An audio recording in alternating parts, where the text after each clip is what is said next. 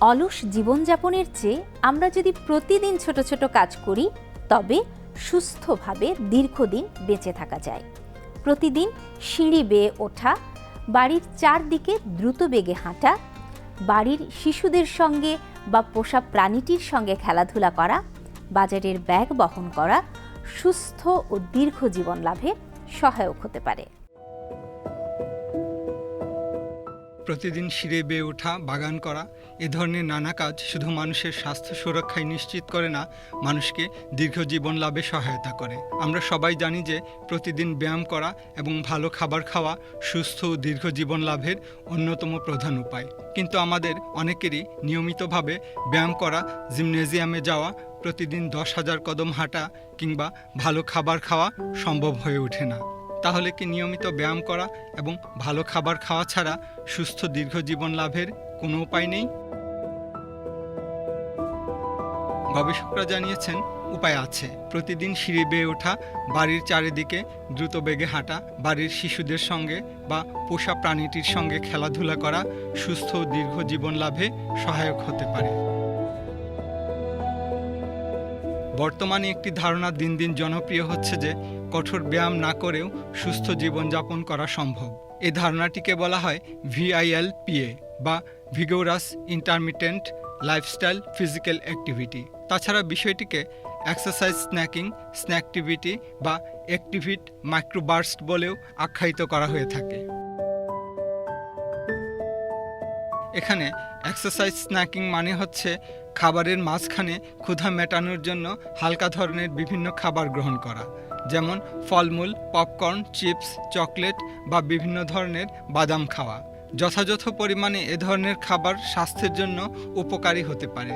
স্ন্যাকটিভিটি হলো ছোট ছোট কাজ করা, যা আপনার দিনকে আরও উপভোগ্য ও উৎপাদনশীল করে তোলে। এ ধরনের কাজ ছোট ছোট বিরতিতে করা হয়, বলা যায় স্ন্যাক্স খাওয়ার সময় করা হয়ে থাকে। এছাড়া অ্যাক্টিভিটি মাইক্রোবার্স্ট হলো নির্দিষ্ট সময়ে একটি ছোট কিন্তু তীব্র শক্তির কাজে মনোনিবেশ করা, যেমন 20 মিনিট কোনো নির্দিষ্ট কাজে মনোনিবেশ করা এবং 5 মিনিট বিশ্রাম নেওয়া, বা 1 ঘন্টার জন্য কোনো নির্দিষ্ট কাজে যুক্ত হওয়া এবং 10 মিনিট বিশ্রাম নেওয়া। এক্সারসাইজ স্ন্যাকিং, স্ন্যাকটিভিটি এবং অ্যাক্টিভিট মাইক্রোবার্স্টের উদ্দেশ্য হচ্ছে নিয়মিতভাবে ব্যায়াম করতে অনাগ্রহী ব্যক্তিদের এমন সব কাজে নিযুক্ত করা যাতে তারা কম সময় অলস বসে থাকেন এবং বেশি সময় ধরে চলাচল করেন বা গতিশীল থাকেন বা কোনো কর্মে নিযুক্ত থাকেন। বিগত দশকে হাই ইন্টেন্সিটি ইন্টারভেল ট্রেনিং বা HIIT নামে একটি ব্যায়াম পদ্ধতি প্রচলিত ছিল। এই পদ্ধতির উদ্দেশ্য ছিল যেসব ব্যক্তি বা যারা সময়ের চাপে থাকেন বা যাদের সময় কম, তাদের অল্প সময়ের জন্য কঠোর দৌড়, সাইকেল চালনা বা ব্যায়াম বা শারীরিক কর্মকাণ্ডে নিযুক্ত করা। পর্যবেক্ষণে দেখা গেছে যে এ ধরনের স্বল্প সময়ের কঠোর শারীরিক কর্মকাণ্ড মানুষের রক্তে চিনির মাত্রা নিয়ন্ত্রণ, কোলেস্টেরল, রক্তচাপ এবং শরীরে চর্বি নিয়ন্ত্রণে দারুণভাবে কার্যকর। ইউনিভার্সিটি কলেজ লন্ডনের স্পোর্টস অ্যান্ড এক্সারসাইজ মেডিসিন বিভাগের অধ্যাপক মার্ক হ্যামার জানিয়েছেন, VILPA বা vigorous intermittent lifestyle physical activity হল হাই ইন্টেন্সিটি ইন্টারভেল ট্রেনিং বা HIIT এর চেয়ে কম কঠোর শারীরিক কর্মকাণ্ড। এ ধরনের শারীরিক কর্মকাণ্ডের উদ্দেশ্য হচ্ছে আরও আগ্রহের সাথে কোনো কাজ করতে অনুপ্রাণিত করা এবং 1 মিনিট বা কিছু সময়ের জন্য মানুষের হৃদস্পন্দন বাড়িয়ে দেয়া। VILPA বা ভিগোরাস ইন্টারমিটেন্ট লাইফস্টাইল ফিজিক্যাল অ্যাক্টিভিটির ব্যাখ্যা দিতে গিয়ে অধ্যাপক মার্ক হ্যামার জানান, তিনিও তার সহকর্মীরা নিয়মিতভাবে খেলাধুলা বা ব্যায়াম করেন না এমন ব্যক্তিদের হাতে পরিহিত তথ্য রেকর্ডকারী যন্ত্র পর্যবেক্ষণ করে দেখতে পান ব্যায়াম না করলেও তাদের প্রচুর শারীরিক কর্মকাণ্ড করতে হয়। তারা দেখতে পান হাতে তথ্য রেকর্ডকারী যন্ত্র পরিহিত অনেক ব্যক্তি কঠোর শক্তি ব্যয়ের অনেক শারীরিক কর্মকাণ্ড করে থাকেন, যেমন কর্মক্ষেত্রে যাওয়া আসার পথে তারা দ্রুত হেঁটে যান, তারা দ্রুত সিঁড়ি বেয়ে ওঠেন, আর এই ধরনের শারীরিক কর্মকাণ্ড তারা করেন অতি অল্প সময়ের মধ্যে, আর এর থেকেই মাইক্রোবার্স্ট ধারণাটির উৎপত্তি। অধ্যাপক হ্যামার ও তার সহকর্মীরা তাদের পর্যবেক্ষণে বিস্ময়ের সঙ্গে দেখতে পান অল্প সময়ের মধ্যে কৃত কঠোর ও গতিশীল শারীরিক কর্মকাণ্ড বা মাইক্রোবার্স্ট মানুষের স্বাস্থ্যের জন্য খুবই উপকারী।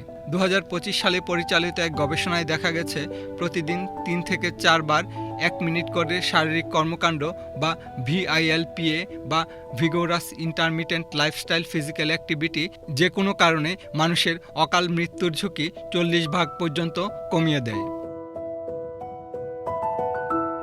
অধ্যাপক হ্যামার জানিয়েছেন VILPA বা vigorous intermittent lifestyle physical activity হৃদরোগ সংক্রান্ত জটিলতায় মৃত্যুর ঝুঁকি 49% পর্যন্ত কমিয়ে দেয়।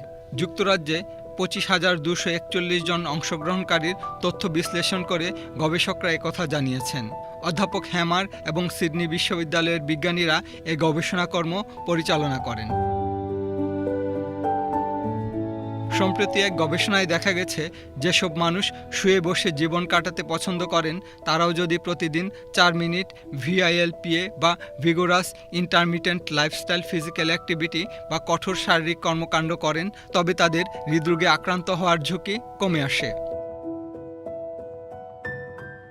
সিডনি বিশ্ববিদ্যালয়ের পোস্ট ডক্টরাল ফেলো ম্যাথিউ আহমাদি জানিয়েছেন, আমরা যদি আমাদের প্রতিদিনের কাজগুলো দ্রুততার সাথে করার চেষ্টা করি এবং দিনে কয়েকবার এভাবে কাজ করি তাহলেও আমরা শারীরিক সুস্থতার জন্য বেশ উপকার পেতে পারি।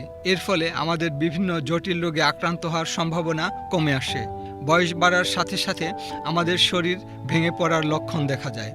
VILPA বা vigorous intermittent lifestyle physical activity অনুসরণ করার মাধ্যমে আমরা আমাদের শরীর ভেঙে পড়ার গতিও মন্থর করতে পারি।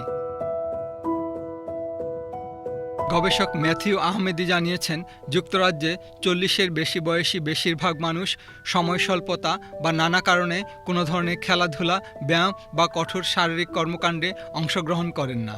বিশ্ব স্বাস্থ্য সংস্থার এক প্রতিবেদনে বলা হয়েছে, ব্যায়াম বা শারীরিক কর্মকাণ্ড না করার কারণে বিশ্বব্যাপী 180 কোটি মানুষ নানা জটিল রোগে আক্রান্ত হওয়ার ঝুঁকির মুখে রয়েছেন। যুক্তরাজ্যের লকবরো বিশ্ববিদ্যালয়ের বিহেভিওরাল মেডিসিন বিভাগের অধ্যাপক আমান্দা দালি জানিয়েছেন, আমরা সময়ের অভাবে নিয়ম করে ব্যায়াম করতে পারি না, কিন্তু আমরা যদি বাস ধরার জন্য দ্রুত হাঁটি, বাড়ির ছোটোখাটো কাজগুলো দ্রুত করার চেষ্টা করি, তাহলেও আমরা VILPA বা ভিগোরাস ইন্টারমিটেন্ট লাইফস্টাইল ফিজিক্যাল অ্যাক্টিভিটির উপকার পেতে পারি। জাপানের সাংকুরা হাসপাতালের হৃদরোগ বিশেষজ্ঞ সিজেনোরি ইতু জানিয়েছেন, আমরা প্রতিদিন ভারী বাজারের ব্যাগ বহনের মাধ্যমেও শারীরিক সুস্থতা নিশ্চিত করতে পারি।